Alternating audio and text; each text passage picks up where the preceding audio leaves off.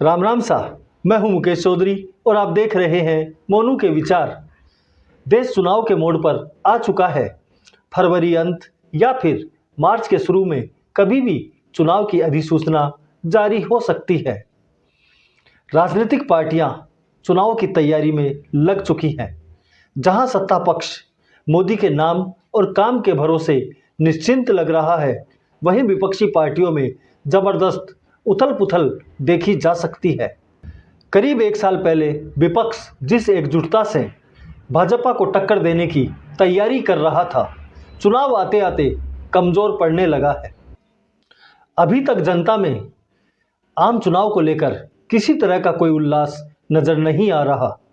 ऐसे में सवाल उठता है कि 2014 और 2019 की जबरदस्त मोदी लहर के बावजूद भाजपा 300 सीट जीतने में कामयाब हुई थी।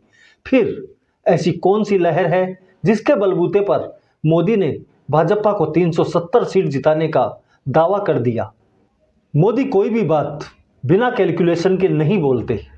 मोदी ने अगर ऐसा कहा है तो फिर इसके पीछे कोई न कोई होमवर्क जरूर होगा। आज आपको हम बताते हैं मोदी की कैलकुलेशन के पीछे क्या गणित है। एक बार 2014 का वो युग याद करते हैं जब सरकार के खिलाफ जबरदस्त एंटी इनकम्बेंसी थी। कांग्रेस के भ्रष्टाचार, परिवारवाद और तुष्टीकरण की नीति से जनता त्रस्त थी। ऐसे में नरेंद्र मोदी जनता के लिए एक उम्मीद बनकर आए। उनके पास बताने के लिए 13 साल का गुजरात मॉडल था। जनता ने उस पर भरोसा किया और पूर्ण बहुमत के साथ उन्हें सरकार बनाने का मौका दिया। मोदी ने 5 साल कैसा काम किया ये बताने की जरूरत नहीं है, क्योंकि लोकतंत्र में आपके काम का आकलन जनता करती है। जनता ने 2019 में फिर मोदी के नाम और काम पर मोहर लगाई। भाजपा को सीटें और वोट प्रतिशत दोनों बढ़कर मिले। मोदी ने अपने दूसरे कार्यकाल की शुरुआत भाजपा के सबसे पुराने वादे कश्मीर से धारा 370 और 35A हटाकर की।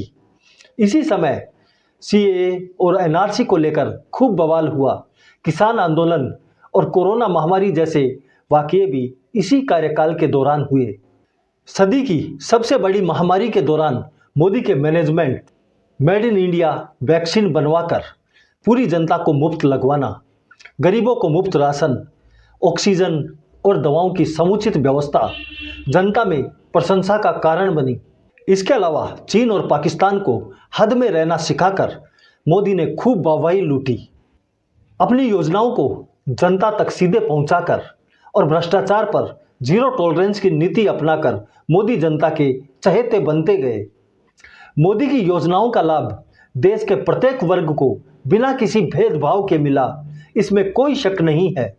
और दूसरा कार्यकाल खत्म होते होते मोदी ने बहुप्रतीक्षित राम मंदिर का निर्माण करवाकर बहुसंख्यक समाज के लिए एकमात्र विकल्प बन गए।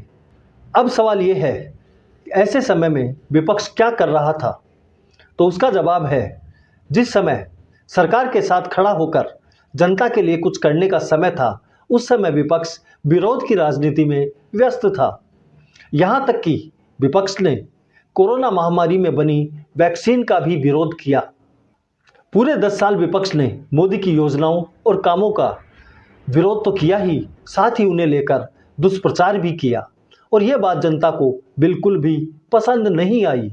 पिछले 10 सालों में विपक्ष कोई ऐसा नेता खड़ा नहीं कर पाया जो जनता की नज़र में मोदी का विकल्प बन सके।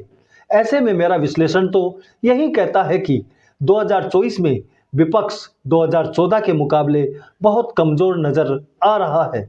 विपक्षी एकता के नाम पर बना गठबंधन जिस तरह से तार तार होकर बिखर गया, इन दलों ने यह बात जगजाहिर कर दी कि इन्हें एक दूसरे पर भरोसा नहीं है।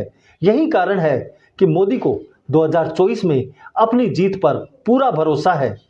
मोदी ने जो भाजपा 370 और एनडीए को 400 पार का फिगर दिया है, वो दक्षिण को जीते बिना संभव नहीं लगता। ऐसे में मुझे लगता है कि चुनाव आने तक दक्षिण में कोई बड़ा खेला हो सकता है।